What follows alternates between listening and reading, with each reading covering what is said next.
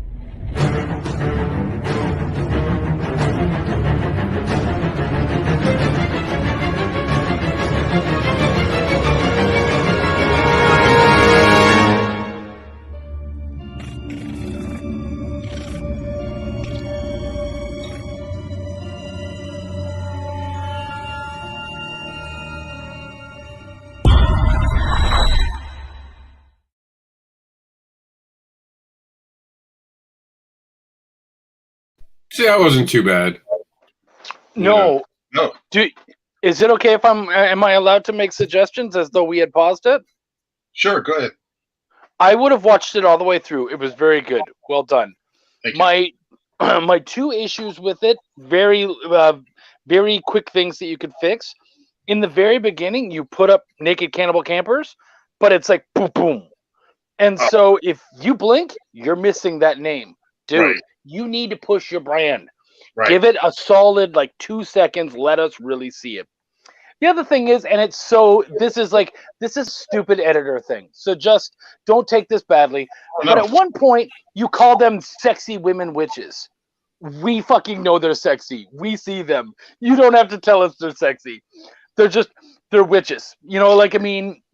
I don't think you need to use terms like sexy because it's, especially on the video, it's right there. So let people make those distinctions on their own. Because it's already there. It's, you know what, it's a common thing that an editor is going to tell you when they edit your book and whatnot is show, don't tell. Right. If I see that it's sexy, you don't have to tell me. No, I got you.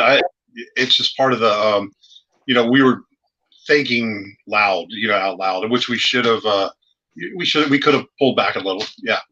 They're little things, dude. It's a good video. I would never have paused it. I would have watched it all the way through. You're fine. Oh, and the actual unedited video is actually a lot better. It bothered me this morning. It hurt my soul to have to edit some of those scenes because I actually think that there's a little bit of nudity, but it's something that shouldn't be able to pass through Facebook, considering what's posted every day on Facebook. If you're going to be able to show like real, like despicable, horrible things, like politics on Facebook, you should be able to show anything else. That's just me, though. Yeah, very true, very true. Yeah, we in the book's that way too. There's reasons why things happen, and so you got to kind of, when the book comes out, people understand it's all about the story, really. So yeah, after the year we've had, nipples are not going to hurt us. Yeah. Actually, I'm looking forward to nipples. I'm telling you, it was a long year. It really, really bothered me to edit that. It really, really bothered me to edit that video. Meredith is in the background. She'll be joining us as soon as she's ready. But yeah, I like, it's interesting, and you don't get a lot of that. Like when I heard naked, it's not for me. I'll be honest with you right away. I'm not a horror person though. I just, like I said, I get my horror from CNN.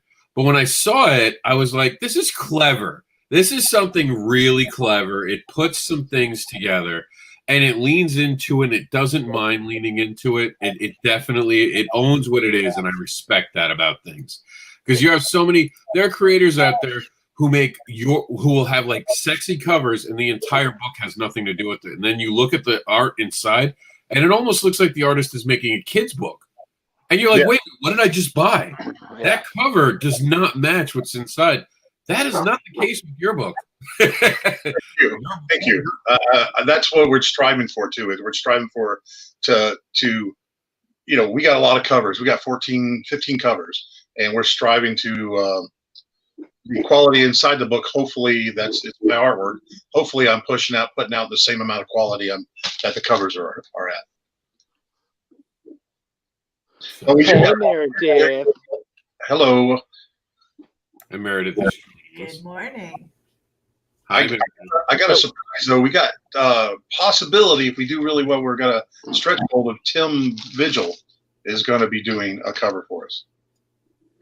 And we're going to add it to the pot. But it's got to reach a certain number. So he's allowing us to tease it, and he's actually going to be doing a preliminary sketch for us to put up. So you're at 2-2 right now, just about. What do you have to hit? We got to hit a lot further. I won't say it yet because we'll see if it gets closer. Okay. We might not, and we might. It's kind of moving slowly. Well, it moved fast, and then it slowed down. We'll see how it picks back up and see what it does. My suggestion is if you have something that you want to get people excited about, give them a number. You know what I mean? Like give them man, we're gonna if you want to see the Tim Vigil cover, we're gonna need to get to here, and that way it kind of motivates your fan base to go, okay, hey, we got to share this up. I really want this cover. Blah blah blah. So. But he actually helped set it because he thinks we're gonna do great. It's 15,000, so I don't know if we're gonna get it. We're moving not slow. We're moving pretty decent, and we definitely could, on the pace we got, we can come close to getting it. So is this on Kickstarter or Indiegogo? Kickstarter. Oh, okay. Let me give you a few suggestions. First, do you have any girls in the book tied up? No. Yes, they do. Well, they got one that's unconscious and gets eaten. So yeah. If you can show that publicly in a way, those types of images really sell. Any posing can do well. Change up your images when you're sharing this. talk about new things. Don't just put out the same image every day. Okay. Because you're not. If someone already saw it and discounted you, they're going to continue to discount you. A lot of creators make this mistake. Chuck learned this from when I did the Advocator, and he's done really well. Change your Kickstarter all the time. And I've seen him. He promotes another cover. He does this. He's very intelligent on how he does it. You have to shift. If you use the same image every day, you're going to get the same results every day. Because sometimes one image might attract a fan that all other 10 didn't. Sometimes I tell people to change up the videos too, but I'm not sure yours necessarily needs it, but because you're not an anthology, but sometimes that helps too. But like I said, different art as often as you can. Do these shows, get out there in the public eye, and talk about it. And even when you're doing an update, and even if you're sharing just the Kickstarter, give a little insight to it. You know, I didn't know it was part of a motion picture, and I just put it together today. Adaptation. Lean into that. Yeah. Okay. Yeah. You can get the DVD. One of the tiers is you can get the Blu-ray movie and a special cover that has the Blu-ray cover. It has the same as the Blu-ray cover. It looks like a Blu-ray. The comic book like a Blu-ray. But you should have that side by side as one of your adverts. Mm-hmm. Okay. Actually on Facebook right now, and then people will be like, "Oh wow!" They'll be just at the connection. Wait, this is connected to a movie. You'd be surprised. There are some horror fans that'll be more inclined now to, and they'll get the DVD to see it and compare the comic book because it's what they do, and that's horror fans. Speaking of horror fans, Meredith's here, and she has something horrific on Kickstarter as well. Quite. Good morning, everybody. So, okay, I guess am I up? I'm talking about this? Well, I'm about to play the video, so do you want the full screen? Here, we'll give you the full screen. Yeah. Okay. So the Compendium of Dread is up on Kickstarter, and to what Rob was saying, changing up those images, getting them up on social media and stuff. Not necessarily. I haven't really gone in too much into the body of the description on the Kickstarter, but changing the images on social media has helped because, again, to what Rob was saying, sending out the same images time after time is kind of boring, and then people don't know if it's a bot. So by that little change, it makes a big difference. For me, it's prose. So I can tease some of the art that I'm using as far as what I've scripted out, because one of the stories is being scripted out. I've got 8 pages of art already that are being lettered. So it's a means to a way. And so it gins up interest from people who might not necessarily read prose from the comic book side and vice versa. So that's been interesting, an interesting way to kind of marry the two. Back to you, Rob. I'm trying to take care of privacy issues. We're going to play the video right now, so that'll give me a moment to take care of privacy issues. Here you go. This is the Compendium of Dread. Hello? Hello? Can anybody hear me?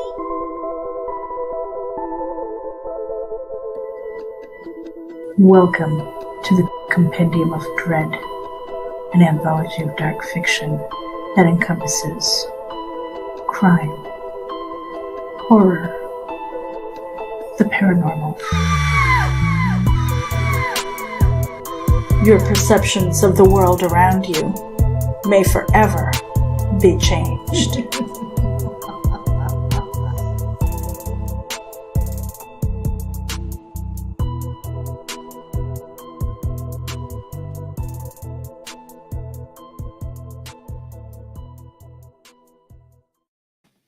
Now, the only question I have for it is, do you think a QRC code works on a digital format? I know we've played with it for the events. I think I'm one of the only people who actually have the software on or knows how to actually take a picture and convert it into a QRC code via my phone. For you guys who don't know, there are apps that do that. Literally take a picture and you can literally turn it in. Do you think that works for you, Meredith? Have you seen anything from that? Because I know you could probably track the QR code and see if you're getting anyone that way. I could.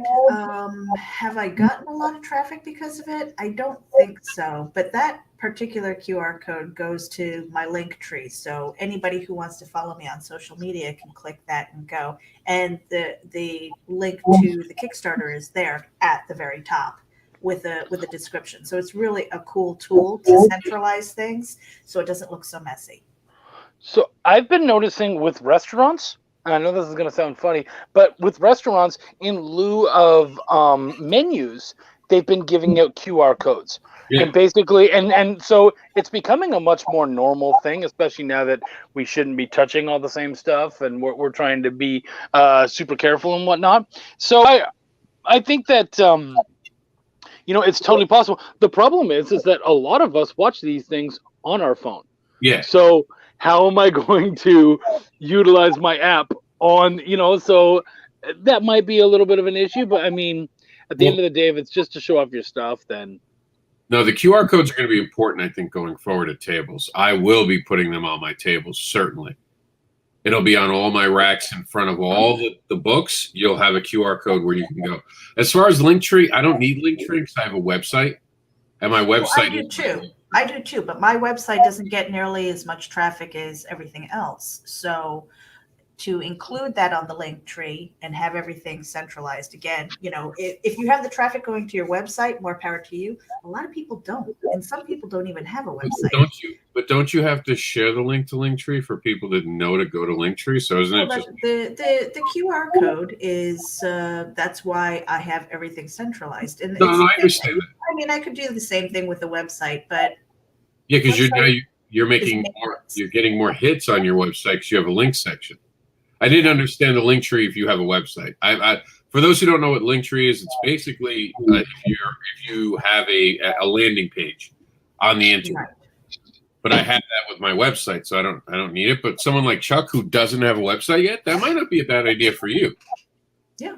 I mean, a lot of people, the reason why that even came on my radar was because when I am interviewing a lot of actors and people in entertainment and stuff, a lot of them don't have the time to maintain their own website and they don't want to pay somebody else. So what they did was, hey, I have a Twitter, I have an Instagram, I have a Pinterest, blah, blah, blah. How can I centralize this thing? Yeah, most people are getting rid of their websites. Why are you laughing, Chuck? It's like, where is your audience, and then direct them to that. Yeah, I have a website. I know that it doesn't get traffic. No, I'm talking to Chuck. Chuck was laughing, so I was asking if he has a website now that I don't know about. I don't. So we were working on the Bonfire Press one over the holidays, and we're hoping to get that done. It's just publisher, cash now. But a lot of personal accounts are going away now from websites because they're not getting traffic. Like Meredith said, you have a lot of trouble getting people to go to your website. And it is true. I know a lot of creators who are like, I'm not going to waste money on a website. Why am I going to get a website if I can do it on Facebook or I can do it on this link or I think it's a little silly to assume that people are going to go to these websites unless you have other things like if you sell your stuff and all that kind of stuff. Okay, I get that too, but again, it's not something. It's not a destination where people are going to stay and hang out. Right. And the idea of having to make it a destination, so now I'm going to have a blog and I'm going to have a vlog and I'm going to have all this stuff. Like that you can do all that stuff on Facebook, right? You can do all that stuff on Twitter, right? It's like the same idiots who are like, I just got Classmates. Do you want to come on Classmates? No, it's like Facebook you pay for and with less stuff. Like, why would I do that? Well, and Rob, I just put in my Linktree account. I don't know if you want to pull that up on a tab just so you can see what it looks like. And as a free service, you can change the colors of your background. You can put your... Do you pay for it? No, this is free, but you can pay for it because it has different options, but it looks really nice on a phone app. So imagine that on a phone app, and then you can have the description. So it doesn't have to say just Facebook. You can have a description of what you're going to find there. Yeah, but with WordPress now I can do this on my site. And I'm not knocking it, Meredith. Right. I understand this. I think it's a good tool. But Rob, you have traffic to your site. A lot of people As I'd don't. So it's just a tool that I'm offering as a way to centralize links, think it's especially smart. for people. No, who I don't think have it's a great thing. I'm just saying for me personally, Yeah. with someone with a website, this is a waste of time because either I can give them the link to my website, and now I have them on my website, or I can give them a link to something that's not my website and hope they click a link to come back to my website. Does that make sense? Like we have all the links and all the stuff, but this is a great idea. Yeah, you're actually selling me on it, Meredith. Yeah, it's a great idea. It's a cheaper thing than having a site because I have a site already. That's what you don't understand. Because of Comic Book Advocates and what we do, I have the hosting services, and Meredith knows how expensive those are. It's not cheap to host a website. This is a great alternative if you don't want to do a website. I really do like it. For me, and then if it's you not look, great. and if you scroll down, though, it has all of the sites that I'm associated with. So I have Geek Insider, I have the podcast, I have not every place, but most of the places where I have some kind of an audience. No, it's a great idea. And if you don't have your own website, I suggest this. If you do have your own website and it's set up right and you can do something like this, I suggest doing it. But if you don't know how to build something like this on your own, do not attempt it. Use this kind of software. These things aren't easy to I mean, you see how often we change Comic Book Advocates and update with the tech. That's why we change so often, is the tech gets better as we go. Mm-hmm. We're always improving. So these are great ideas for someone like Chuck who's never really wanted to have a website. And I understand it. I don't argue with him on it. To be honest, my personal website doesn't get as many hits as I'd want to because I'm so busy with Comic Book Advocates. I'm so busy with Terraform. I get more traffic on my Facebook and focus more on my Facebook than my own webpage. But Well, yeah, and if you look here, website is kind of in the center of my list where it goes, meh, it's a hot mess over there. Because I have it. It acknowledges that. And if you want to go there because you're curious, you can. But that's not my main focus. My main focus is at the very top. So when you visit this link tree, those are the places that I want my people to go. And like I said, it's a great idea. I'm not trying to knock it. I'm saying as someone who knows how to do web stuff like I do, this is a waste of my time because I'd have to share their link instead of my own. But for someone who's just starting off, especially because I know there's a lot of people who start off on this program who come watch this, this is a great idea for you guys to get your stuff together, even for yourself. I know so many creators, I'll be like, give me your Twitter account. Oh, hold on. And behind the scenes, they're click, looking up themselves on Twitter because they don't know how to get the link from Twitter when it's on the app on the phone. So you know that they're on like a browser trying to do it. This is a great idea. I suggest this to anyone. It's not for me, but that's only because I have so many websites. If I stopped doing websites and I did like only social media, which is very possible nowadays, it is very easy to do, I would do a link tree. I think it's a good idea. There was actually a program 5 years ago. Do you remember the name, Chuck, that was doing this? There's been a lot of programs. There was one that was similar to this that was trying to do this. It was like Connected or something like that. But the only difference was you had like a profile picture. They tried to go after Facebook a little too much. I vaguely remember what you're talking about. Yeah. This is better because it's clear. It's like Meredith says, very simple, very basic, exactly what it's supposed to be. You know, the first time I looked at it after Meredith said it, I almost expected a tree and to have branches. Like I was expecting branches, and I like, you're the center, you're the oak in the middle, and you get to pick what tree you want to be. I totally made it more in my mind than it really was. I got here and I was disappointed. Oh, yeah, no, I love this because, again, I can just say, when people are saying, where can we follow you? I'm like, go to my link tree.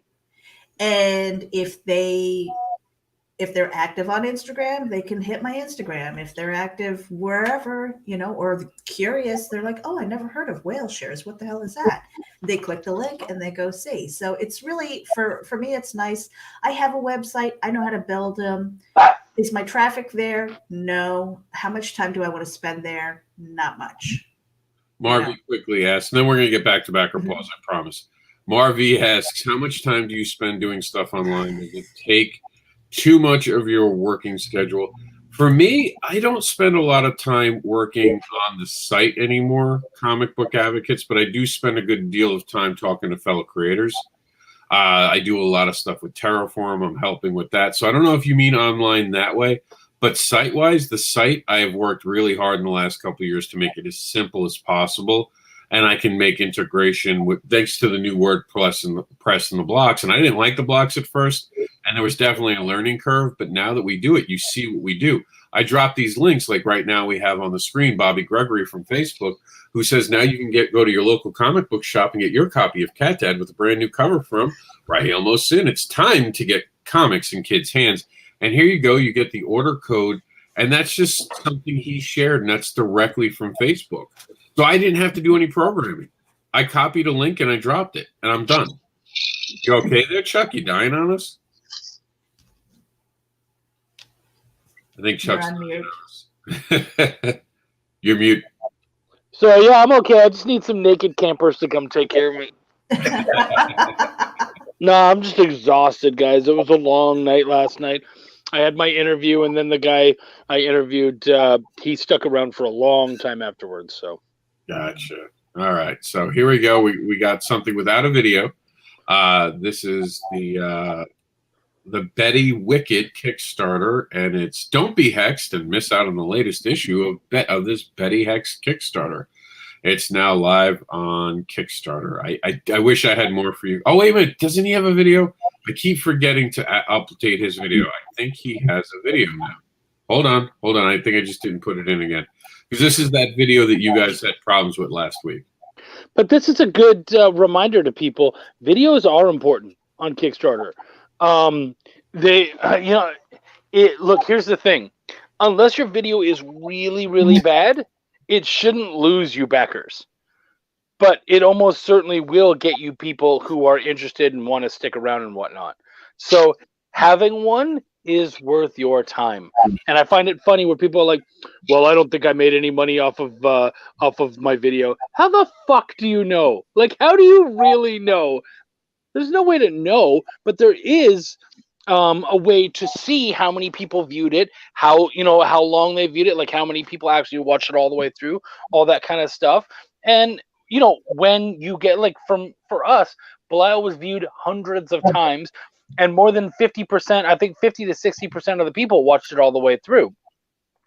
So to say that had no effect, I can't imagine that people watched that all the way through and then were like, nah. You know what I mean? So, no, it definitely had an effect. It was worth the time. So I think make the effort, people. I think Kickstarter says 80% of people who have video are successful. Yep. Yeah. So they give it a stat. We had Camilla Zhang on the show, and she went over how important they are and how much they can change the trajectory of your campaign. Because you also can get a project we love off of a video, because then you have someone who's on the fence about you. They watch that video, and suddenly you're a project that they love. So this is a video. Remember, new format. Raise your hand or unmute yourself, because now we can unmute ourselves when the videos are playing, and say pause. David, all you have to do is the minute your interest is taken away, raise your hand. Because there are 3 of you in the room, I might wait for a second hand to go up. So be patient. If it doesn't instantly stop, know that I registered you and the time you said it. Here we go. It's our first video of the day. Half an hour in.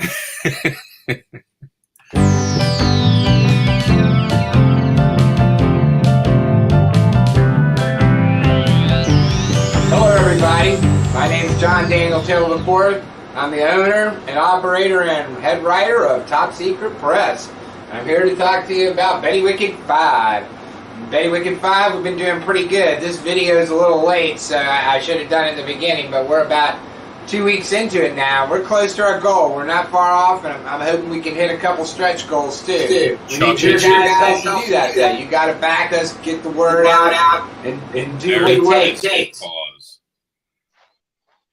Dude, really? I don't. First off, the video. What's that? Was that us doing the feedback, or was that the video? I was saying the pause. The feedback was not me. Oh. All I said was pause. The feedback is actually in that video. I think that's why I keep forgetting to put it on my site, because it's. Go ahead, Chuck. The sound is terrible. that music had seemed to have nothing to do with the subject whatsoever. And then when you start saying things like, "Oh, sorry, the video's late." Holy shit, are you serious? Like, just get to the point of everything. We don't need your apology. We don't need any of that stuff. It is what it is. No one probably noticed, and especially anyone who's watching the video now, they probably didn't notice there wasn't one before. So you're already telling people, like, one of the first things he basically said was, "Hey guys, I fucked up. All right, cool, bye." Like, I'm not around. I don't even know what this is about, and I'm already not interested. And I'm sorry. I would love to know what your book is about to give it a fair shot.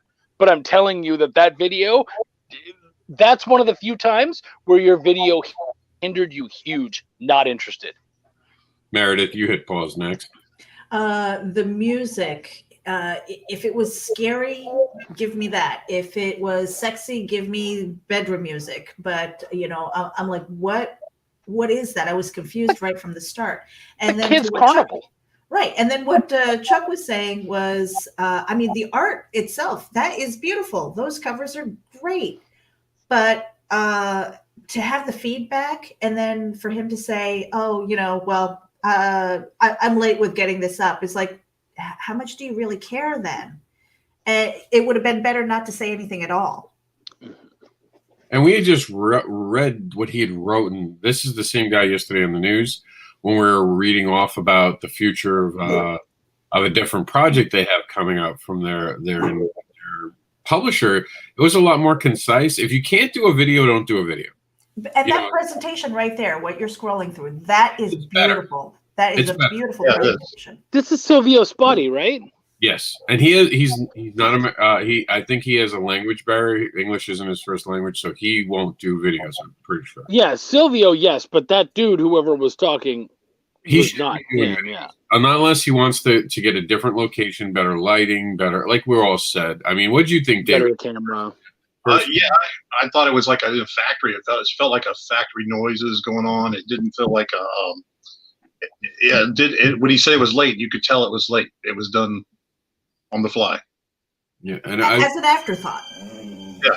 And me and Chuck have made a movie, a new trailer at like midnight to launch at 8 a.m, and you'd never know it. And we spent all of 30 minutes doing it. There's no excuse for it. That's just laziness, and I'm not trying to pick on him. I'm really not. I know it takes a lot to put yourself out there. That's the purpose of this show, though, is to be honest, we think you can do better. If you challenge yourself, and I think he's not taking the video seriously. I think that's why he forgot to make a video. I think someone pointed out he didn't have a video, and so he's like, fine, I'll make a video. You don't make a video if that's your attitude. Well, and I know I was hard on him, but I'm hard on him because this was literally what I was saying beforehand, where I was telling people, hey, you have to make sure that you have a video, unless it's terrible. This is that terrible video. This is that one out of 100 videos where it's like, no, don't put that up. It's better to not have one. So I'm not meaning to attack you. I'm sorry. I know Silvio's work. I know what you guys are doing, man. You could literally just do a silent video showing off the art with a couple words up there, and you'd be fine. I was thinking the same thing.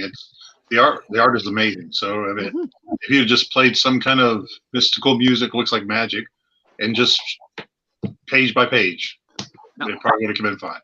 Yeah, and the art is so beautiful. That's also, I mean, if this was a bad Kickstarter in general, I probably wouldn't. I would have just let you guys say what you said, walked away, never made another comment. But the art in this is so beautiful. There's so much here that's left on the floor.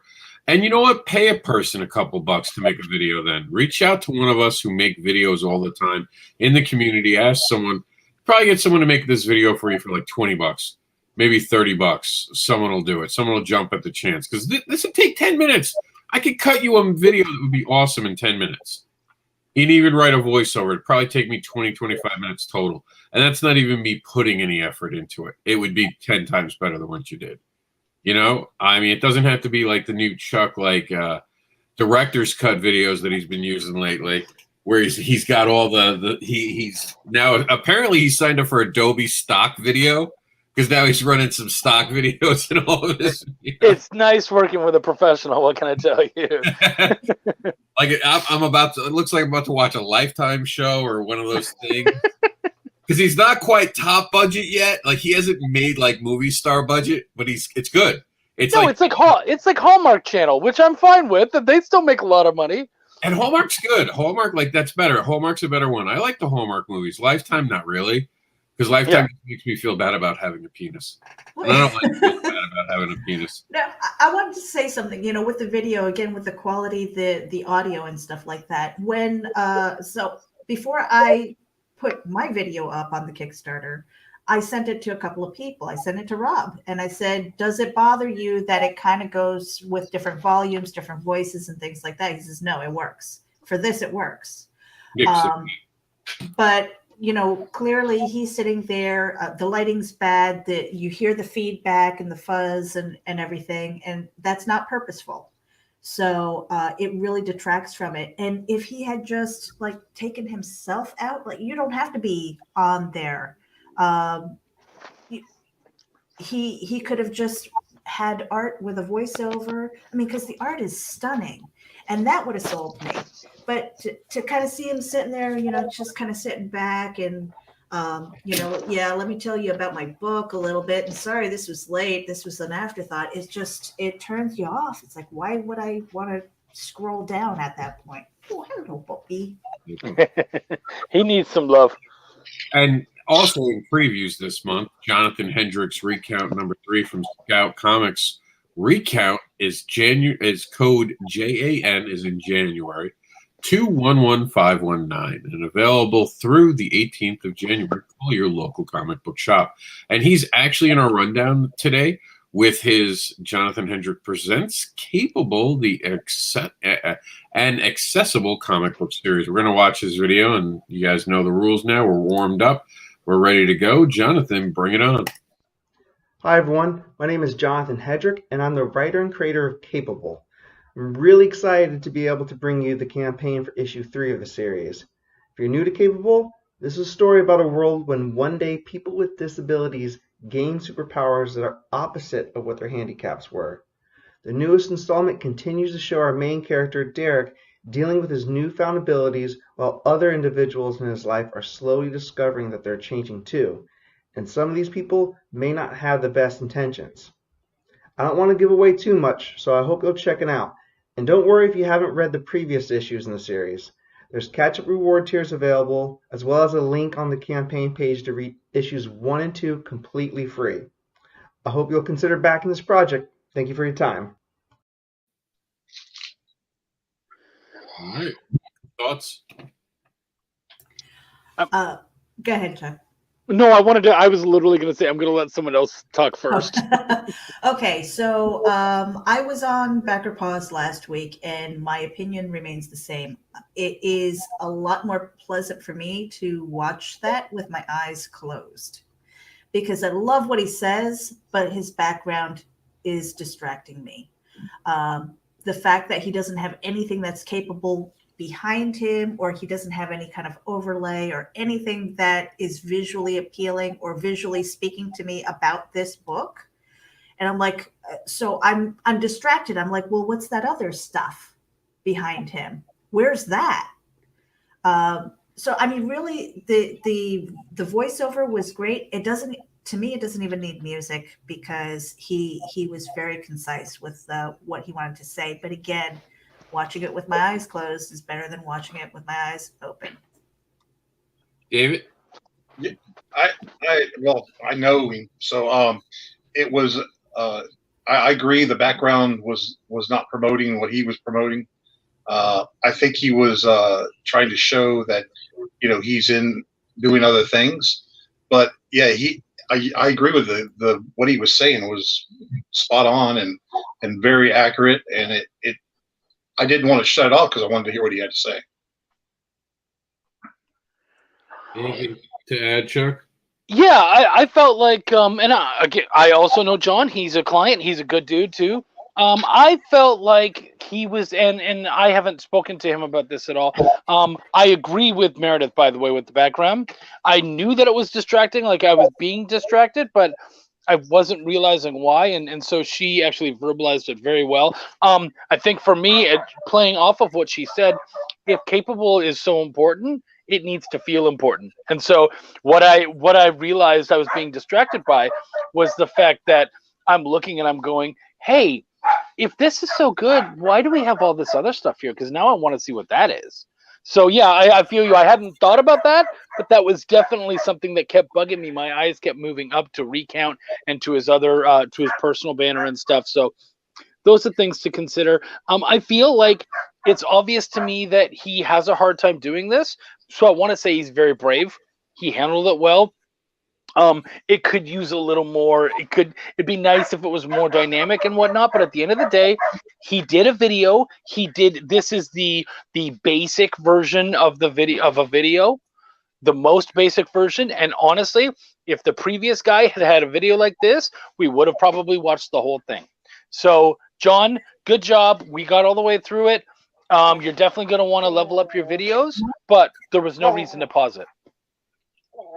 All right, and with that, we're going to move on to our next featured Kickstarter, which will be J.D. Calderon's alternate covers for Passing Queens and Making Homes.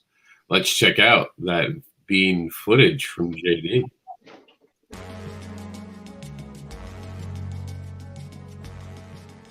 Hello, everyone. This is J.D. Calderon, the writer and creator of the Oswald Chronicles, and today I'm here to tell you about the continuing adventures of Oswald in Passing Queens and Making Homes, where we find him battling a murderous sorcerer's queen, her daughter, and their armies. We're featuring covers by Jade Gonzalez, plus alternative covers by Donnie H., and sketch covers by Daphne Lage. So please, take a look at the various pledge levels and choose the one that best suits you. Thank you for your time. JD out.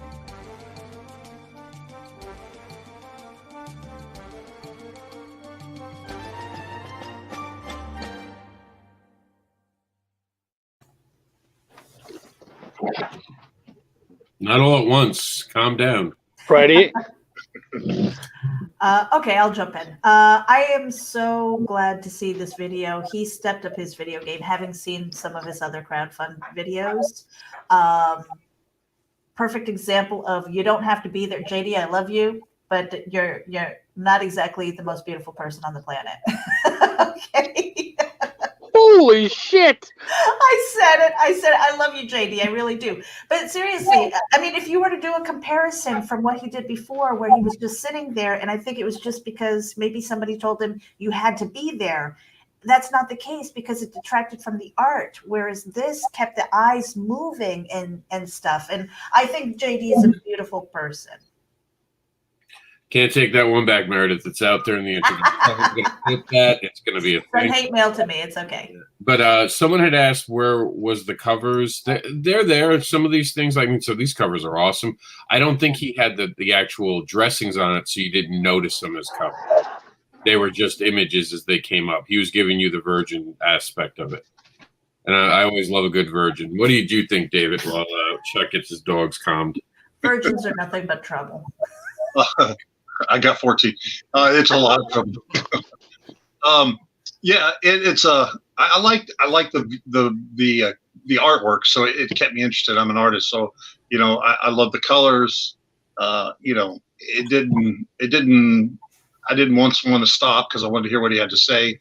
You could tell he was nervous a little, but to me it came across as really nice because of this is what the other guy should have done: just talk and had the covers come up, or the artwork. And yes, Trish, you can give opinions when you come on the show live. You got to come on the show to give the opinions. You can give them in the chat room too, though. I'm kidding. By all means, if you have opinions, give them, because these creators want to. This feedback's invaluable. I can't tell you how many, and Chuck's been here, and we've gotten praise for it. People love this show because it really does teach. And someone even said that we changed the standard of the industry now, because people are watching and seeing, and you see different videos now. So kudos to me and Chuck one day getting bored and start mystery science theatering something, and it actually. What'd you think, Chuck? Well, so JD, first off, fuck Meredith. You and I can cuddle anytime you want. The only thing I say is give me a slice of that sweet, sweet New York pizza afterwards, and we're in, buddy. But I guess no, I'm uninvited to the pizza party. what don't you like on your pizza? Because I'm putting double on that. So this was a solid video, John.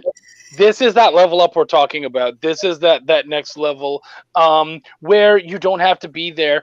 And honestly, I know that Rob was saying he could do this for $20, but even like putting aside $100 to get a solid video up, put that into the cost of your Kickstarter, so you recoup that, so that there is no loss, and you'll actually find that should make you money, because not only will it pay for itself in the actual Kickstarter, but it will also bring people back and make them want to stick around and buy what you're selling.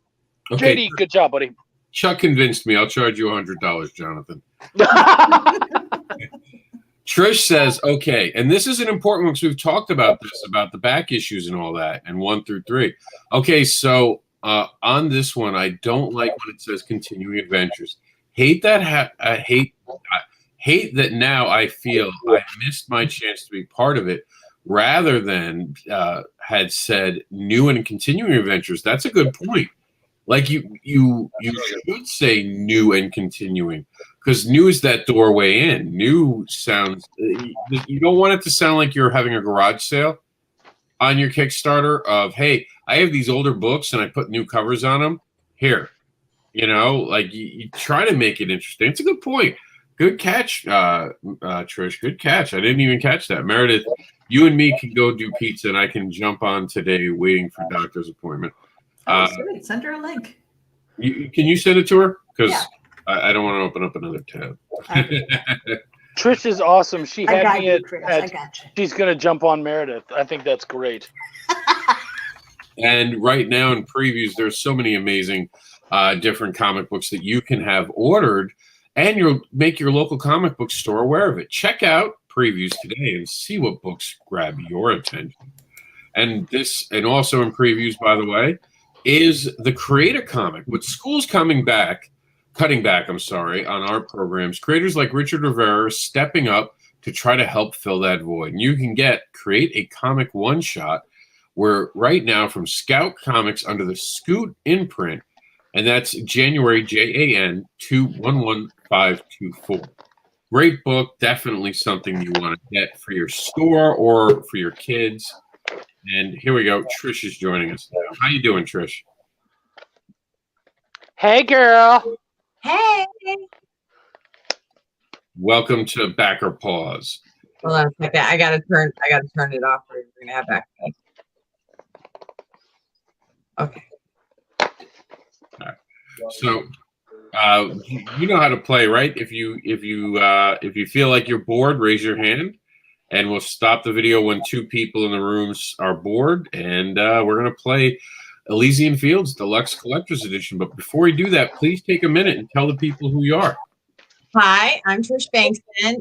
Me and my husband are huge comic collectors. Thanks to Corona, we have discovered the indie comics. And so that's basically what I do. I like to buy. So if you got something to sell me and if it's worth my time and effort, I will definitely buy it. And So, guys, this is actually something that you guys should consider. The rest of us are all coming at this angle as creators, as people who have done this before, and the things that we think you should do to level up. Trish is telling you, I would fucking buy this if you did blank, or if so. Definitely, listen to us as seasoned people who have done this before, but seriously consider what Trish is saying, because she's literally telling you, I would put dollars down if you did this. So I did on Naughty Fairies. I'm not joking. We spent $329 to back it because she spends the time. Wendy spends the time to talk to us. I give Steph a couple $100 a month because I like his artwork, because he spends time with us. And hey, and they want us to introduce stuff. Tom and Big Dog Inc. You give me your time and you give me something I like, I will definitely give you my money, because you're above and beyond to say, hey, let me show you something, and you spend that extra 5 minutes with me, yeah, I'll back you at whatever level you want. But if you're like, oh, okay, you're just another name, a number, because we go to a lot of the chats. Yeah, we like it. If it's something we like, I mean, I'm not gonna do a biker magazine or comic, you know, and that's not really what we do. But if it's vampires, you know, witches, supernatural stuff, I will definitely back you. I am very much about that. But give me your time and show me what you have to offer, because I'm not just gonna lay down my money for a million Kickstarters that have happened this year because nobody's got nothing to do. So they're like, oh, well, I can write a comic. No, they're junk. They're garbage. Support your stuff. Have confidence like Chuck does. I didn't know Chuck 4 months ago. And now Chuck went above and beyond, made me and Mike feel like a friend to him, and is our friend now, is our family now. And I will support anything Chuck does, from Belial to Essence House and anything in between, because there is a wide variety there. We rung in the new year together. We're family.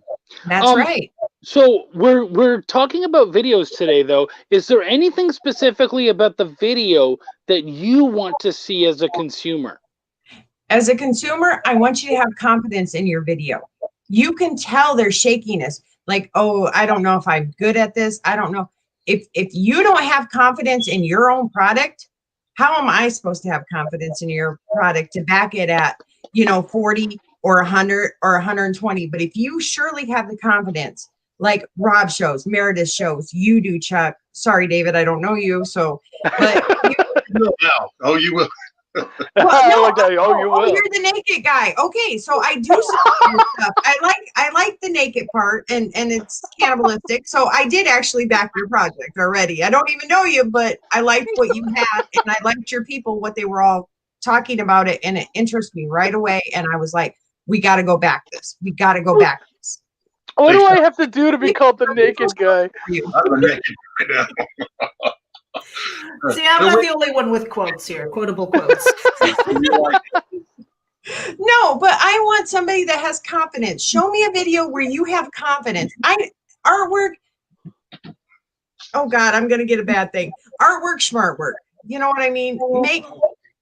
I know, but like, at least make it to where there's something else in there, not just show me all the artwork, because there are many beautiful artists out there, and I love every single one that I've seen, and I collect their stuff. But you know what? If there's not something to really tell between those pages, don't come knocking on my door. It's got to have both, I think. Yeah. Story and And a lot of that's what I've noticed a lot on these videos is, let me show you my artwork. Let me show you my artwork. Let me show you my artwork. Let me show you my artwork. Yeah, exactly. It's like, okay, but that's great. Okay, you can sell that artist, but can you sell your own book? Yeah, that's true. It's hard. And that's a good point that I just quickly want to echo. And I've said this for a lot. And it's not just because I'm a writer. I love artists. And me and Chuck were just arguing about this, I think yesterday on the news. I said not anyone can write a comic book. People can write things and call it a comic book, but it doesn't become a comic book until the story hits certain parameters and can tell a story. And I think there are a lot of people out there who are great artists and the artists are paid, so they're going to do their job, and they do a damn good job. But I know artist friends who are like, oh, I don't care. It was just exposure. I got paid, I did my job, and I get to show off the art now. The story was bad, but what are you going to do? And they don't understand that if your story's bad, if it's not edited, if it's not professional, people like Trish are never going to buy from you again. And people like Mike aren't going to buy from you again, who says, thanks to COVID, we've spent more time with the indies. I've read some indies from many years. Razor was a huge thing for me in the 90s. And you can lose or win, Mike, with the story. And you have to bring a good story. So, and it's the same thing for Trish. The story matters as much as the art. Stop pretending the art matters more. I actually got to sit down. Sorry, I actually got to sit down with the guy, the creator Razor, at his office and draw with him in the 90s. Cool. Yeah, it was really cool. He called me. I went to North Carolina, found out where London studio was, and that was his apartment. And he called me over. We sat down. I like your stuff. We sat down and drew some stuff together. So it was kind of cool. All right, guys. You guys ready to watch the next video? Yeah. All right, let's get to it. And by the way, Razor COMiX. Let me just quickly show what these guys are talking about. If you weren't around the '90s and you're one of those younger people that I hear about, these are kind of what you were missing out on. Some great art there. I had heard at one point they were actually going to make this into a television show or a movie, and I don't think it ever came to be. Because they were even doing, you can see the comparison here, but it was something really cool at the time. I'm surprised that they didn't try to sue X-23 over it. Yeah. He looks like X-23. And I remember the first time I saw it, I was like, that looks like the Razor comic. But what do I know? I'm just a kid from Queens. All right, so here we go. We're gonna play Elysian Fields. Oh, and by the way, we found out the book that Modin's reading from, and it's actually from his father. It was a really sweet thing. This is like from his childhood. So when you're watching this, know that the book in his hand is from his actual dad that he used to read to him when he was a kid. Sing, O goddess, the rage of Achilles that brought countless ills upon the Achaeans. Many a brave soul did it send hurrying down to Hades, and many a hero did it yield prey to dogs and vultures. Oh, hi there, you must be Kickstarter. I'm Michael Oden, creator and writer of Elysian Fields, and we've got something very special to offer you here today. This past spring, I launched a crowdfunding campaign on the Indiegogo platform for our Zero issue.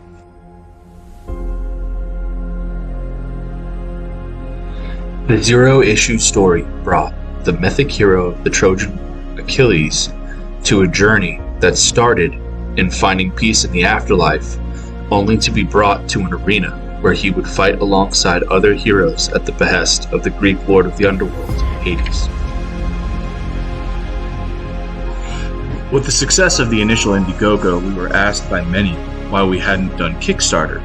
Well, we are listening. And so we are offering Kickstarter a special way to experience not only the Zero issue, but Pyramid Gambit as well. The softbound collector's edition, with cover by Scott Rosamond, collects all 78 pages of story between the Zero issue and Pyramid Gambit, as well as an extensive art gallery ranging from character concepts to variant covers and pin-ups.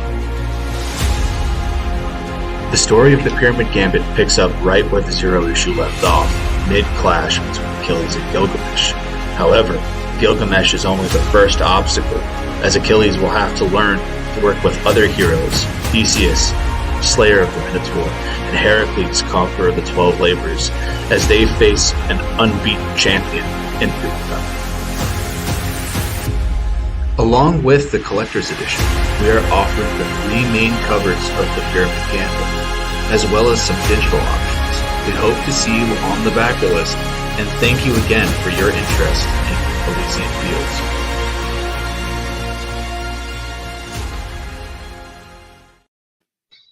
All right, who wants it? Oh, I'll go first. That was amazing.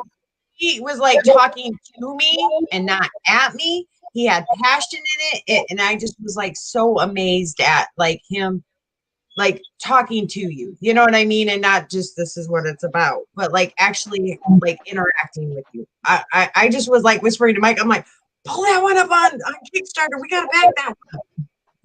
Very, very cool. David, do you know Modin? No, I liked this. I liked how he set the aura of the things. The music was playing right along with everything he was doing. I like how he kind of did read the book and kind of did a little play off of that. Oh, hi, you're Kickstarter. It kind of drew you into, and you got interested right off the bat. I like it. I like it a lot. Meredith?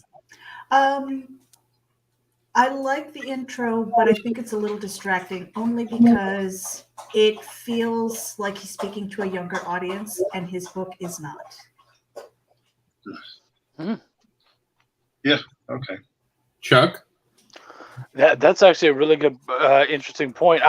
To me, it felt like almost like a hick version of Masterpiece Theater at the beginning, and I say that with love. I definitely know Mike Oden. I basically edit everything that isn't this for him.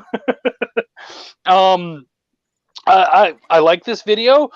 There were some moments where I felt like he was a little unconfident. Like he was reading the book just fine, but then when he kind of had to interact with us, you could feel that hesitation and stuff. So just be a little wary of that. It didn't ruin it for me. I picked up on it. So just don't let us know that.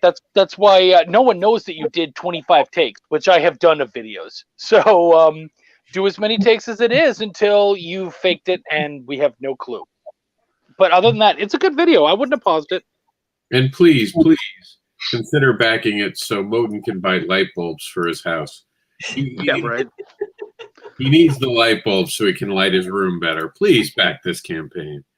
All right, guys, we're going to move on to our next one. And well done, Moden. No one paused you, so you made it through another round. We talked about this earlier, but actually Trish wasn't here. So, and it's a short enough video, I think we're going to play it again and let Trish have a say in it. So, here we go. I'm just calling it up. And Trish, tell us what you think of the Compendium of Dread. Hello? Hello? Can anybody hear me?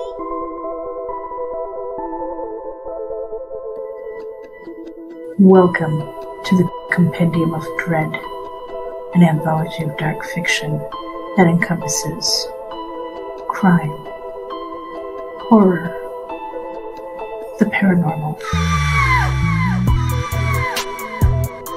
Your perceptions of the world around you may forever be changed.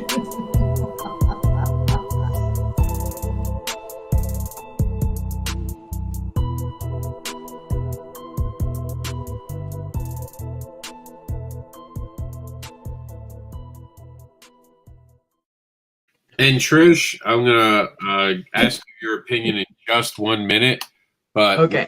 we actually have something of in the middle of our show. We have breaking news. For those in the Floridian area, we have just found out that MegaCon has decided to not go ahead with their March show. MegaCon will not go live in March this year, but instead has decided to take advantage of their August date that they had lined up. So MegaCon will be in the middle of the summer in Florida on August 12th through the 15th. I see no reason we won't have that show. It is a little disappointing for me, being a Floridian, that we just lost the first big major show of the year, but I understand it. It's very close to this time period. It's probably what's best. My hat goes off to them. I will be at that show over a year and a half later, or a year and 5 months out. Yeah, just about a year and a half after it should have been happening. So some bad news today, but good news for the summer. I hope that the only problem will be, of course, for us creators, we'll have to worry about shows stacking themselves in the summer. So as a creator, this could be some news, but as a fan, so you know, if you have tickets for MegaCon, they are just going to push it to the next show. Same thing for Artists and Tables. You can find out more information by going to megacon.com or MegaCon Convention on Facebook. But sorry to break in, guys. That just literally happened. Trish, what did you think of the Compendium of Dread? Okay, I'm gonna put a postie over Meredith's face because I can't look at her face when I tell. Oh. Okay, so literally I put a postie over Meredith. I liked the beginning, but with the whole lip stuff, it kind of got me confused at where it was going. And I mean, I'm gonna back her no matter what because I love her, but it didn't like quite float all the way with me. And just okay, now I'll take the postie off the thing. I still love you, Trish. Okay. I'm just like, I like the beginning, but with the whole lip thing, it just didn't. I know. Mike says you love him more now, and I'm like, but I'm being honest. You know what I mean? But I love you for you. So I mean, you could like Chuck could be sitting on a toilet, and he's like, hey, Belial 3. Okay. And I'm still going to support it. So that's the video for Belial 4. So please, no spoilers. Okay, come on, man. That's rude. Well, and you know, the funny thing is, to what I was saying about JD's video earlier, it was like I was glad that I didn't see him, even though I love him. And that was because I don't really have artwork for the book. I have artwork that's from a story in the book, and I didn't want that to distract from it. And then just having the cover seemed boring to me. So so the thought process was, okay, well, you don't need to see my face. Let's put on black lips. And there's nothing wrong, Trish, with being honest. Everyone likes a different flavor. I say that all the time. This is just a flavor moment. I really like lipstick. To me, it reminds me of the British underground parties I went to. It reminds me of that genre. It kind of gives me that almost like, not Twilight Zone, the other one, The Outer Limits. It gives me the feel of like the Outer Limits and that stuff. So to me, it worked, but that's just a personal opinion.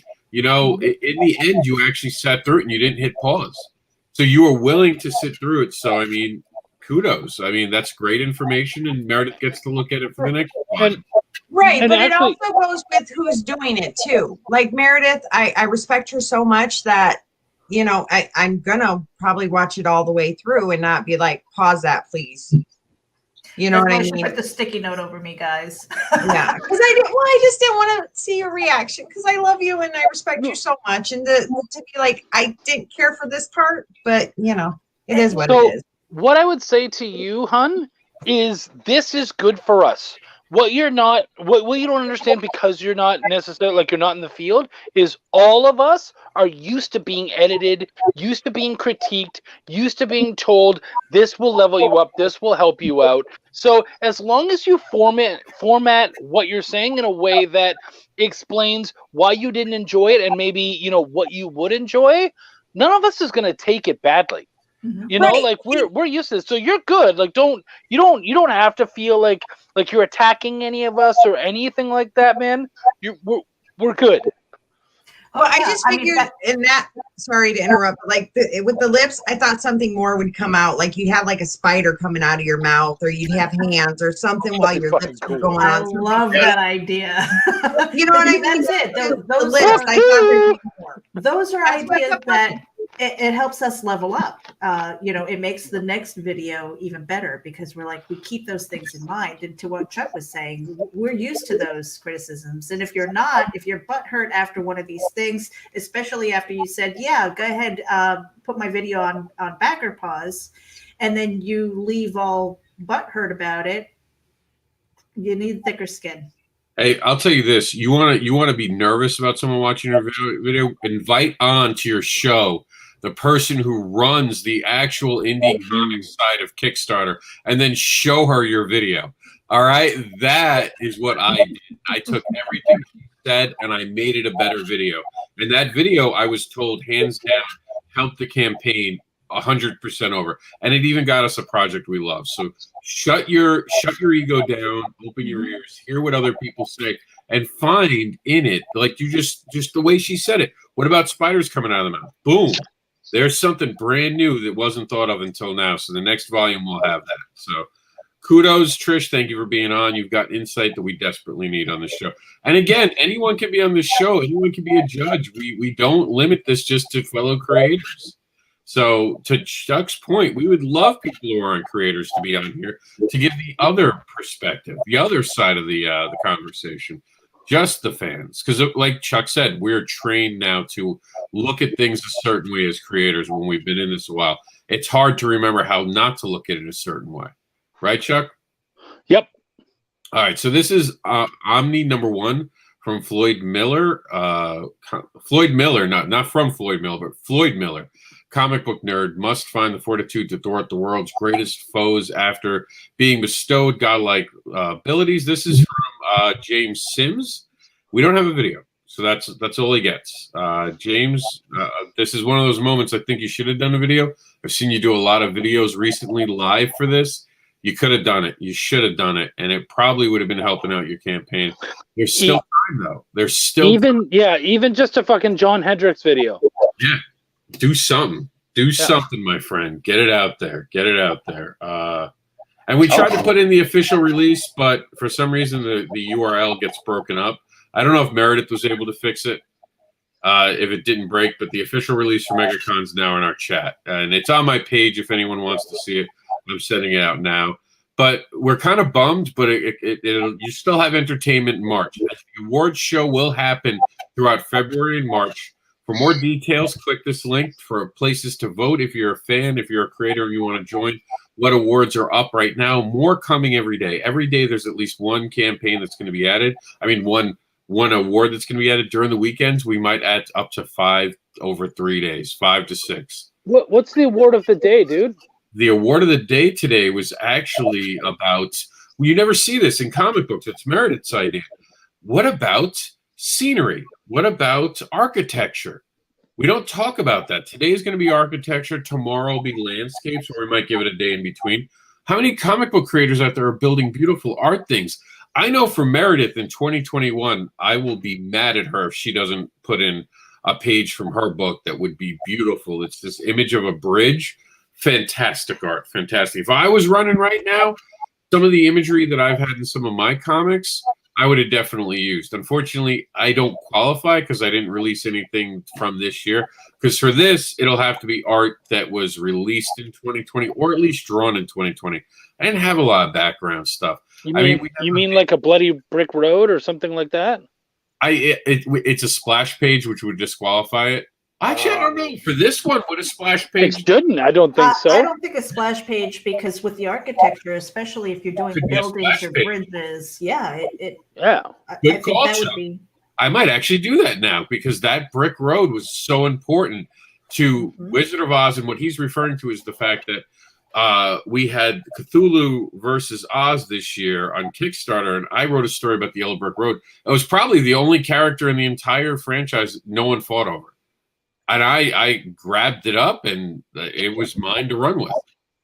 Now, and see, Rob, like when I was reading Chuck's book, Belial, and I saw the background of the carnival, that I was like, oh my gosh, he's got a carnival in hell. I'm going to hell. I'm going to hell. And just that background drop of that carnival got me so excited. And this one, by the way, will not have to be posted by the artist or anyone on the team. This is a fan one. So if you're a fan of a scene, get a picture of it. I don't care if it's off your phone. Take a picture of it. Like Trish said, the Belial, if it had qualified, it had to be released in 2020. Unfortunately, Belial was not. It was really. That's okay. Belial 2 is coming back with some great scenery next year, so we're all good. I've seen some of the stuff Chuck has shown me. It's amazing. I mean, just that Chris Mad cover. Oh, my God. Oh. To this date, that Chris Mad cover, just I love it. That's going to be put up for. I'm putting that up for a cover of the year. Like that's. Oh, it has to be. If it's so not, proud of that. Yeah.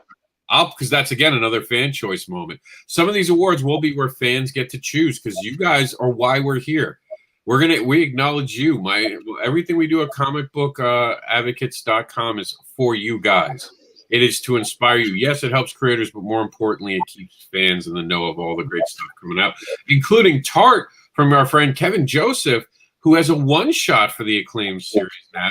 Tart Acid is back for one more time, and this time, see what trouble she gets into. All right, so we're going to head on to did you see the naked cannibals, Trish? Have you seen that video? Oh, yeah. Trish seen them. I watched their video. I watched their live stream. We have backed them. It's amazing. I made Mike actually go back there and try to figure out how to, I wanted the DVD too, because I thought it was just a comic. I didn't realize it was based on a movie. See, David? And I'm like, I got to get the movie. It's on the tier. You're leaving money on the table, not promoting that DVD, my friend. I sure will now. There you go. All right, so moving on. Scout Comics under Scoot will have Wild Bill and Chipper coming out in March 31st for comic book stores. You can order your copy today by calling your local comic book shop and giving them order code JAN211525. Here we go. I know you guys have all tuned in today just to watch the Fractured Shards. I don't know how I feel about the word shards. For some reason, the word shards bothers me. I don't know why. Me and shards. You're probably thinking of Shart. No, not at all. A 48-page cyberpunk comic graphic novel of the quantum proportions from the creative mind of Dan. I cannot say that last name, so I'm not even going to try. In a dystopian future, the world is separated into glittering paradise of lights and slums of the district. Let's find out more about it in this video. Remember, just raise your hand. As soon as we get 2, we'll come back out. Here is Fractured, and I'm gonna say shards. I'm gonna make sure I don't mess up now because Chuck's got that word in my head. Fractured shards. Ah. Hey everybody, how you doing? My name is Dan Furigal, and this is my graphic novel.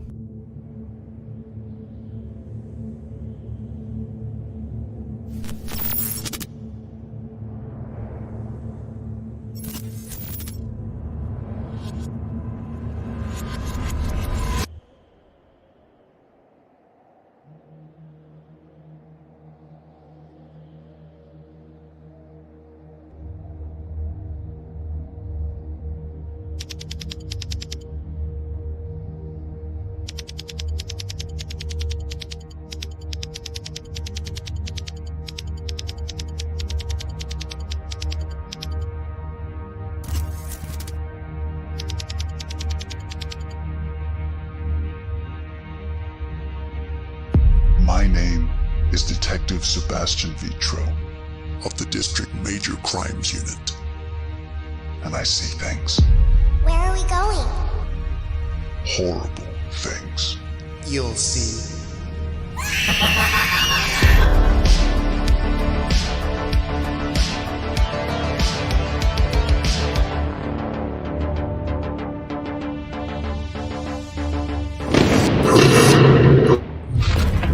When a moment in time fractures, a shard can avenge a life.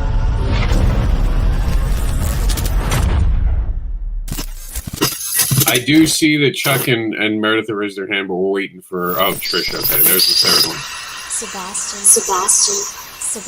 Sebastian. There we go. I saw Trish do it, and I don't think you guys could hear me because the video wasn't shutting off. First off, I just want to say this before going any further. That man is beautiful. I'm just putting it out there. It's true. That man is beautiful. He is stunning on the eyes. Okay, I'm done. Sean, buddy, this is you and me. We've talked before about your other videos.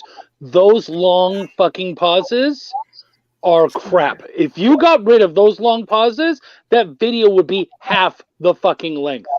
All right, and you wouldn't have to make people sit as long as you do. Those long pauses are killer.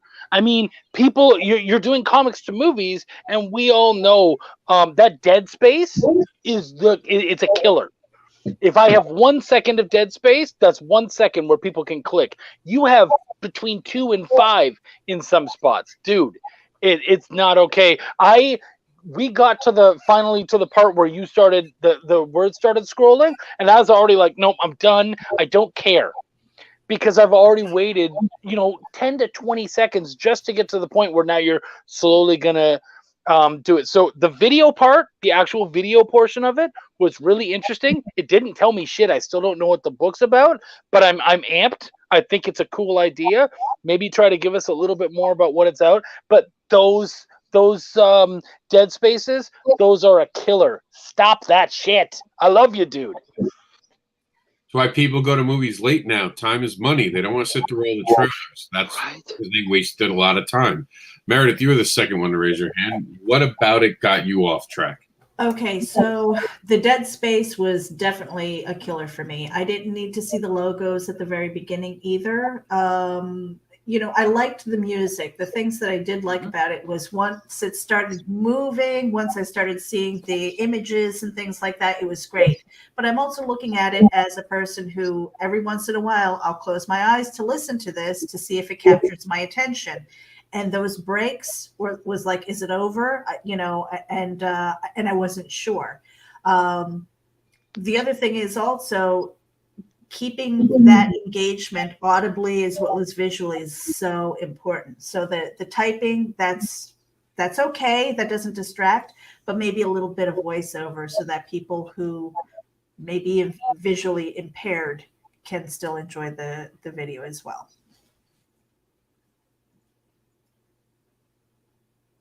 Did I freeze? No, No, we're just no. Go ahead, David. You can say yours because I'm going to rip it apart really bad. I don't even know this guy. I love you, Trish. I'm same thing as both you guys. I didn't raise my hand, but when it was pausing, I raised my eyebrows. I was like, all right, it was a long pause. You didn't know if something was wrong with the video, and after about 3 or 4 of those, you kind of realize he does have a long pause in it. So, it looks very interesting. I wanted to see more to see if I would like it. I've been looking at it on Kickstarter. I'm a comic book fan, but yeah, those long pauses were eyebrow raising.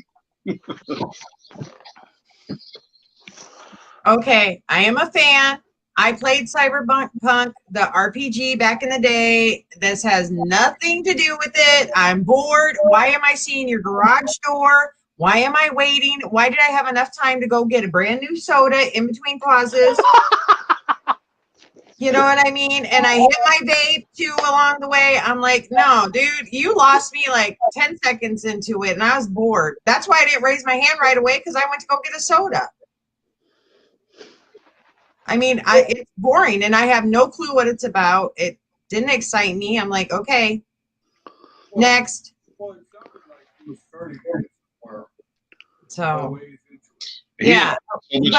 But I've already spent, okay, not to tell my business, but I make $24 an hour. Is that worth $6 of my day? No, it wasn't. Next. Yeah. So this is clearly going to be the video of 2021, the video of the year. I love Sean, but that's something that I've noticed a lot. Those dead spaces, man, they're gonna be your killer. It's the same as like I will tell people all the time when I'm editing their books. You can't afford to lose people. If anybody is reading and they're not sure of what panel am I supposed to go to, or hey, that didn't make sense. Can I go back, or should I change to anytime you do that is a chance they're just going to close the book. So with this video, anytime we have that long pause, you're giving them the perfect reason to stop. So if you're going to do a long pause like that, fucking talk over it. Do something, but it's a complete dead space. That's bad form. I love you, buddy. I do, but rough. All right. Now that Sean can't get up off the floor, I think we can move on. But really quick, kicked him while he was down. Yeah. Yeah. This is the update, and I will say this: Sean does a comics and movie podcast. I think he's too influenced, not understanding that the big difference between a movie trailer is that there's an audience usually built in. For Kickstarter, you're trying to build an audience. Mm-hmm. Don't start off flexing. Start off getting the hook. Get them interested. Get them to the point where they want to watch it. Don't tell us about your studio. A lot of people don't even know who you are, so it won't matter. When you see LucasArts, that matters. Lucasfilms, that matters. Pixar, that matters. Because now you understand the track record. You're losing people with that open. I just wanted to say really quickly, too, and I don't remember who mentioned it, and I really thought about that, was the fact that Kickstarter, I think there are a lot of people who, because they do several Kickstarters, they get comfortable with their audience, and then they forget that maybe they're trying to reach a new one. Well, and I am a part of his audience. I like him. Mm-hmm. And I would not have stuck around for this video. So, yeah, I'll say this: I don't mind a longer video if you can hook me, but I wasn't hooked. I was definitely not interested. I wasn't engaged. I didn't care enough, except for how pretty he was. And he comes back on the video at the end, and you've all taken that from me. That man is gorgeous. Chuckling because he's mad I'm cheating on him. No. I'm just taking care of something, but I am listening. All right, so here we go. We're gonna go ahead and move on. So this is, go ahead, Meredith. What's the name? Ego Raven. Thank you. I was gonna say that right today. I said it completely wrong yesterday. Ego Raven. Hera, the first unicorn. Unicorn, full color first issue. An exiled half unicorn princess must make her name in the world of men in order to win back her kingdom from ruthless dragon lords, by Daphne Leitch. So is this one of those PC books that are supposed to make me feel bad about being a man? Is that what this is? No, I'm just kidding. I tease Daphne. It's a half a unicorn. How can you take that serious? I mean, it's really not that. Let's check it out. Let's see what she's got going on for us.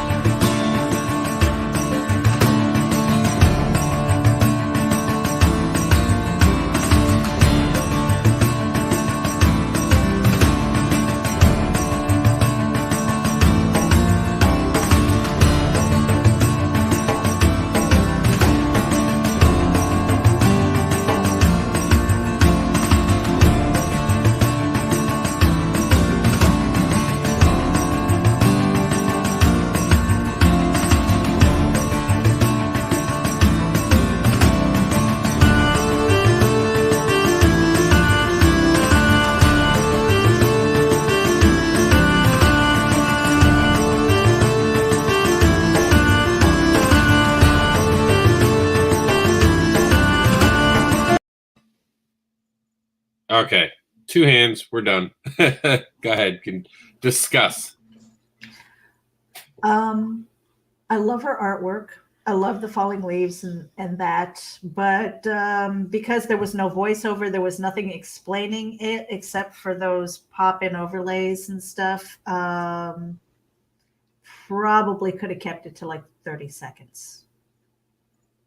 No, I totally agree with you. I'm like, if you don't know who this artist is or what this book is about, I mean, I'm still like, and here's the crazy thing is I reached out to her and I'm like, because I saw her on a podcast and she sounds like an amazing woman. And I'm like, okay, let me your stuff. But that I'm like, no, that's boring. And it's just like, okay, what, it just feels like a rinse and repeat of like Lord of the Rings to me in a way.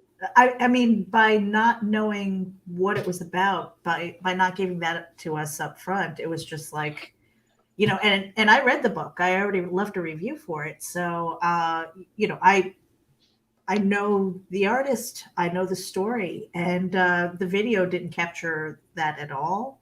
There were some elements to it, but there could have been more. Yeah, it's very lacking in any kind of like emotional tie to pull me in or any kind of just something to be like, look, guys, try this out or just something to pull me in. There was nothing to pull me in, just leaves. I can go out in my backyard for free and watch a leaf fall, Right. And instead of kickstarting you for, $20, $40, Yeah, and I think the music was a good choice. That's really what kept me listening for as long as I did. Yeah, I was kind of like, I like the music, but the stuff is kind of. It felt like it needed a personal touch. It did. Yeah. That's really what it came down to me. Is it felt like it needed that personal touch. And that little bit of voiceover to tell us what the story was about as we were watching would go miles for this. David's back. David, I don't know if you got to see the video. No. I the power went out for some reason. It just flashed out and shut everything down. It didn't go well. It didn't go well for this video. We're not going to play it again. You want to play it again? No, no, not if you guys are that against it. I'm not gonna. Well, you can play it again if you want for David. I mean, I need to go. We'll do it with David. And Chuck wasn't in the room, so Chuck, just hit your hand when you want to hit pause, so I know what time you lose your interest. But David will be in control of it. But we have some more breaking news right now. I was doing some work behind the scenes. So this is the MegaCon thing that we were talking about. Just so everyone's aware. This is going to wind up being right after what is what Comic-Con is going to be 4 days. They moved the San Diego Comic-Con into August. And we can confirm now that Tampa Bay Comic-Con happens July 30th, 31st, and August 1st. So these two big conventions in Florida will be officially 10 days apart, and they are in driving distance of each other. For those not in Florida, they are a half an hour away from each other. 30 minutes away. It's going to be an interesting summer. The good news is it'll be so long since there have been Comic-Cons where I hope that it won't affect either show, but stay tuned for more. This will be something we'll cover tomorrow now on we'll actually do a special for the Comic-Con Highway and explain what's going on. Tune in tomorrow at 11 a.m. as now we have a reason to go live for the first time in the year about the Comic-Con forecast. So back to our programming. We're going to watch that video, and I'll switch our screens back out. But that was breaking news today. Just keeping you guys in the loop, part of the CNW promise to keep you guys up to speed on the things that are breaking in the comic book industry. So here we go. Here's the video again. Remember, David, I'm watching. So just raise your hand and I'll pause it. You're the only one who matters at this point for this. Right. Everyone else has already chimed in, so it's your turn.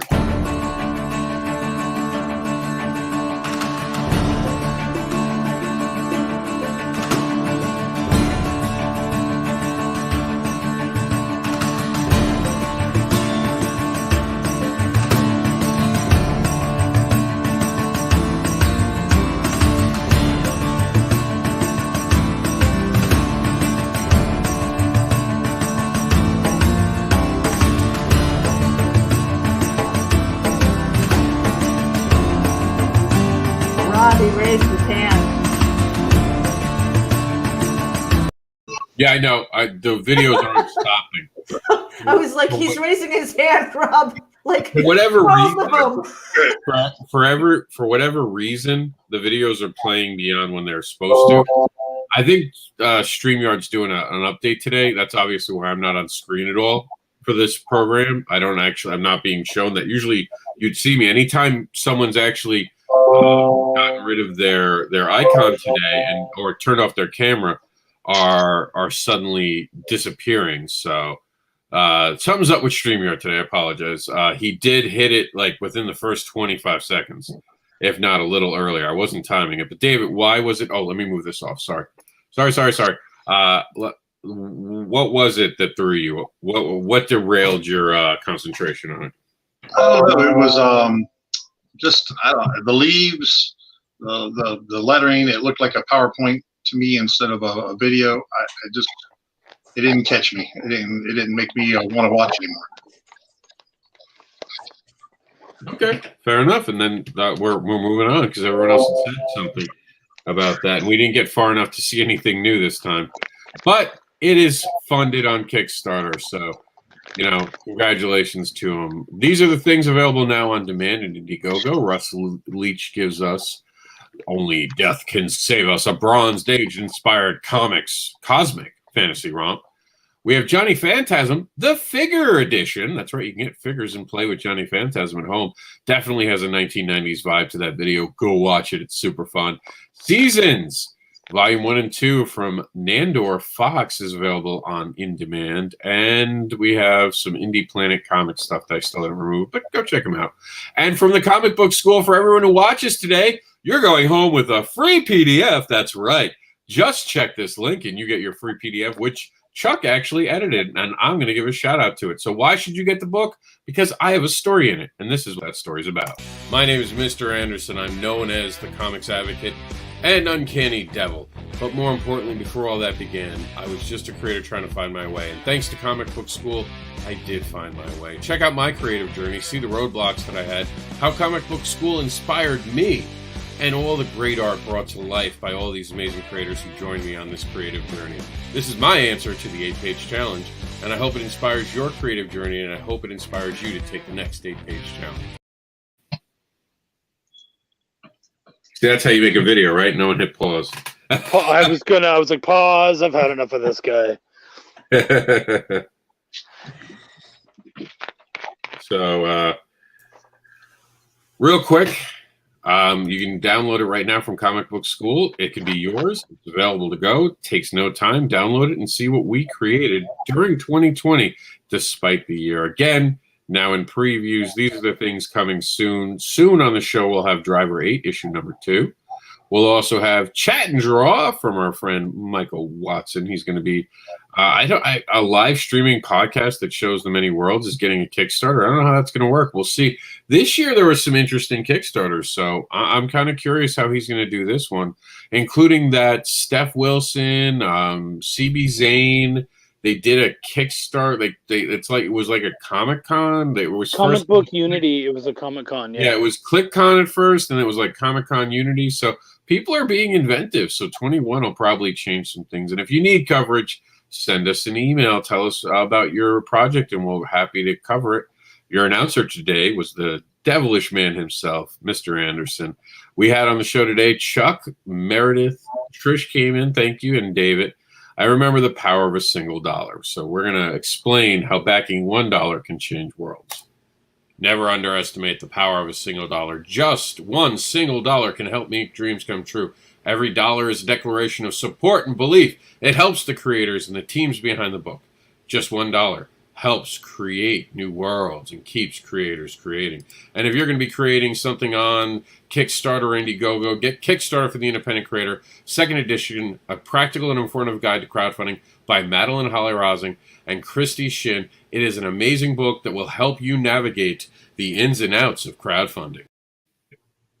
Do you mind if I say something real quick, buddy? I was going to open it up. I was actually going to say, go for it. Okay. Well, before we close up, I wanted to talk a little bit about Kickstarter. And the thing is, or crowdfunding in general, it is a crazy endeavor. It takes a lot of your time if you want to do it right. And so every minute counts. And so what I wanted to do real quick, as someone who knows what that's like and has had to deal with that, I understand that every minute counts. And so I personally wanted to thank both Meredith and David for coming on the show. They have campaigns going, and they still took their time out to be a part of the show and to help all these other creators and whatnot. And then at no time did either of them really try to push their own agenda and all that kind of stuff. So I want to thank them both, and because of that, I want you guys to go check out both of their stuff, Compendium of the Dead and Naked Cannibal Campers. Please, guys, go check those out on Kickstarter now. Take care of these guys. Their time is valuable, and we really appreciate what they did. Cat Dad. Cat Dad. Cat Dad's not on Kickstarter. No, but it is part of crowdfunding right now. As shops ordering it helps to crowdfund the book to get more issues made so they can be bigger out into the world. That's what why crowdfund is it on? It's called previews. That's crowdsource information, getting more books into more hands. If you think about it, it helps the publishers. That's why we involved it this year. Yeah, buddy. Yeah. No, you and I will argue to the death on this one, so I'm just going to let you have it because it's bullshit. It's not crowdfunding. I appreciate what you're doing, and certainly I would love for it to get out there, but just as far as crowdfunding is concerned, no, I don't agree. All right, Meredith, you're up. I appreciate anybody who sends in their videos and says, yes, please do this, because that to me indicates that they want to step up, that they want to improve. And, it's a great way to network and introduce yourself to a new audience. And remember, it doesn't matter how many Kickstarters you've got under your belt. Just remember that you've got to focus on the new people, because the ones who are following you now will probably follow you for your future ones, unless you really screw up. So consider that when you're putting together your videos and your campaigns, because the new people are going to take you beyond. Get beyond your comfort zone. David? Well, I actually learned a lot too myself. I really appreciate you having me on. I had a lot of fun. I'd love to come on again. I usually work during the day, but today I'm not working, so I had time and I enjoy it. And thank you. Trish? I'm just honored to be here. I'm glad I can give you guys my opinion, which is probably doesn't agree with 90%, but you know what I mean? It's where we like to spend our money and stuff like that. I'd like to give the shout out to everybody's Kickstarters, and like Wendy and her Kickstarter with Naughty Fairies. I mean, she's doing an amazing Kickstarter right now that's trying to incorporate the comic, going to a convention. She's trying to get it so that we have a version of it. You know what I mean? That we can't go. So she's trying to give us a version that we can go. So that's a big shout out I want to give out to her. And, you know, anybody else want to kick something to me and Mike? You know, hey, we're here. Yeah. Yeah, we would. Did you hear that, Chuck? No. Make him shut up about it. Welcome to the Void 2. Can you please make that book so he can shut up about it? Thank you very much. Yes, Great day. sir. Yes, ma'am. And I do want to say to Trish, you know, that your feedback and people who support the crowd funds, having a seat in something like this is so important, because that gives us a fresh view. Whereas, you know, Chuck and I and David, you know, maybe we've been around, we've kind of done the circuit, we know each other and things like that. But so having that new perspective is really critical. So valuable. Yeah, absolutely. We're looking at it from a more clinical standpoint in a lot of regards, whereas you're just able to say, this is why I like it, this is why I don't. And that's important, because that's literally dollars. Like that you're literally the person who is gonna be interested enough to want to buy or not buy this project. So that's huge. Thank you. Yeah, well, I have no problem telling you guys honestly how I feel about stuff. I mean, that's never been an issue, and you know what I mean? I do value my money, and I want a good value for my money.